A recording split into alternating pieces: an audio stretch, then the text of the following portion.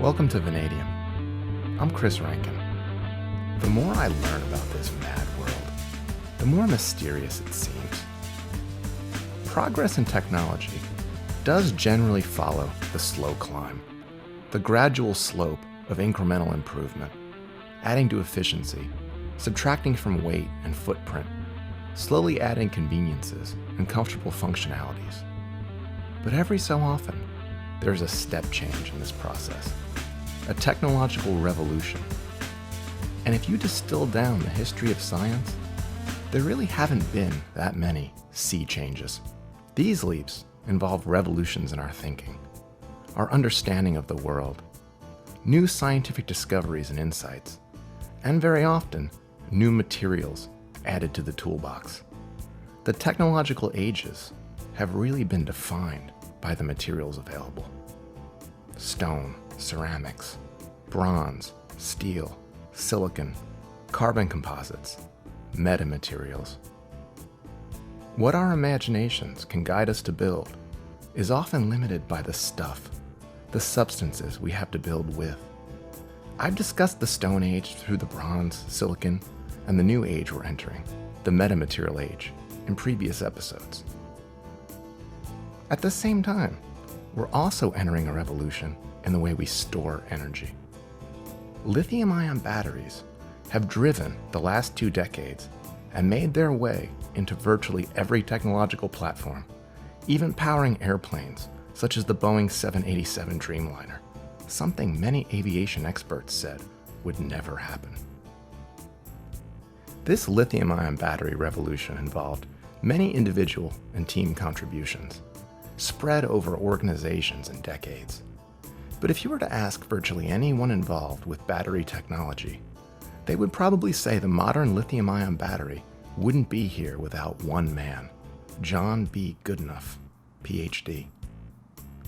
I first came across his work on manganese oxide perovskite ceramics when I was a student.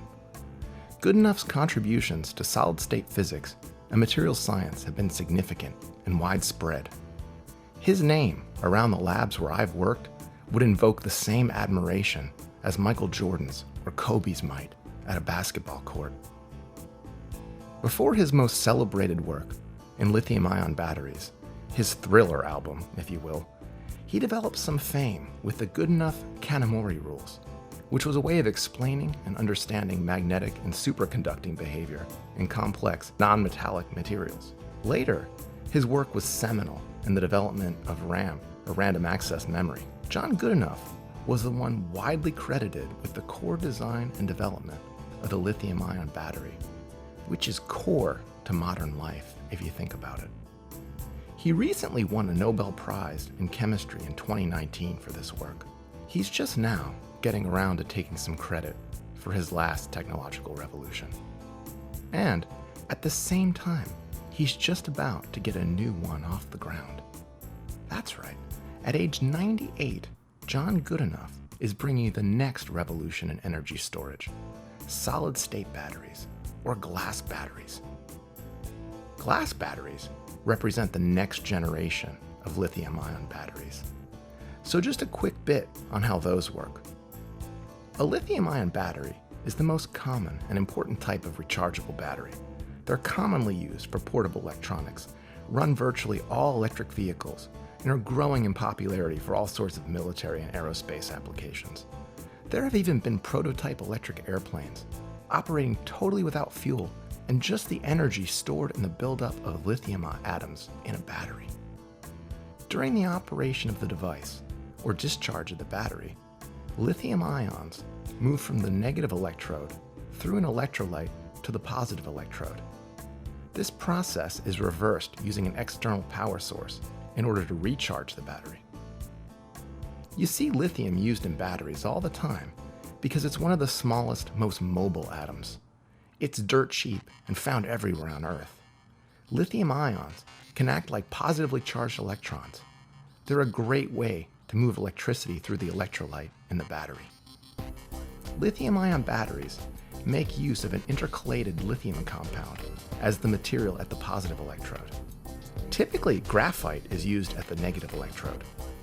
These batteries have a high energy density, along with a whole list of other benefits. They can, however, be quite a safety hazard, since the electrolyte I mentioned is usually required to be a flammable liquid in order for the lithium-ion battery to operate. And if damaged or incorrectly charged, these batteries can cause dramatic, dangerous, and deadly explosions and fires.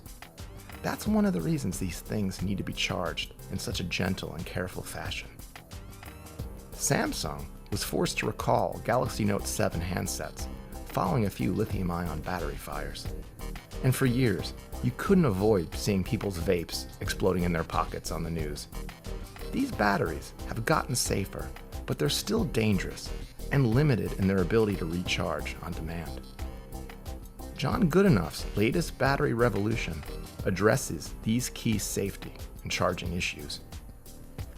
A solid-state battery is basically a lithium-ion battery that uses a solid electrolyte instead of the flammable liquids found in conventional lithium-ion or lithium polymer batteries.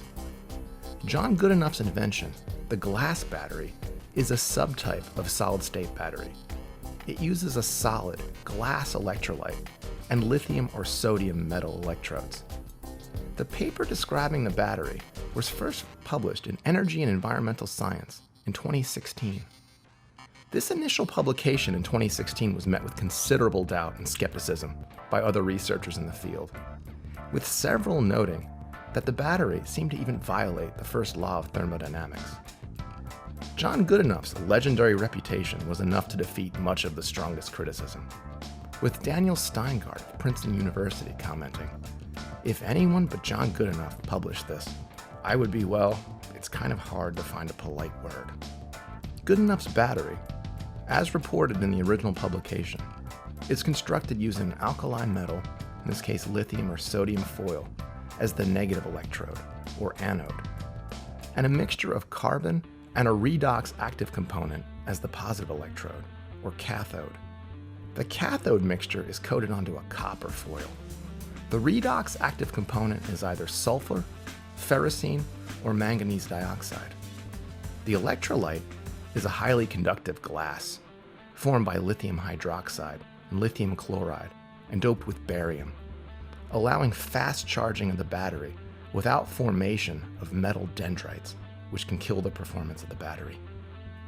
Goodenough claims the new glass batteries will have an energy density many times higher than that of current lithium-ion batteries, as well as an operating temperature down to minus 20 degrees Celsius, or minus 4 degrees Fahrenheit, much lower than the current state-of-the-art lithium-ion batteries.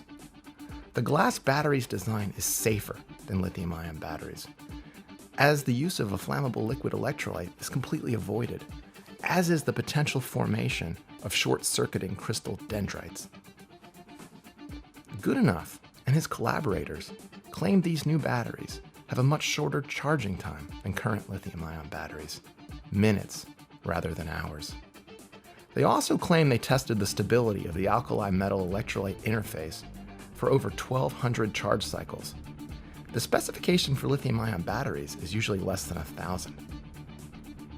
You're starting to hear more about solid-state batteries in the mainstream media, mostly because the technology is finally starting to look profitable to Wall Street.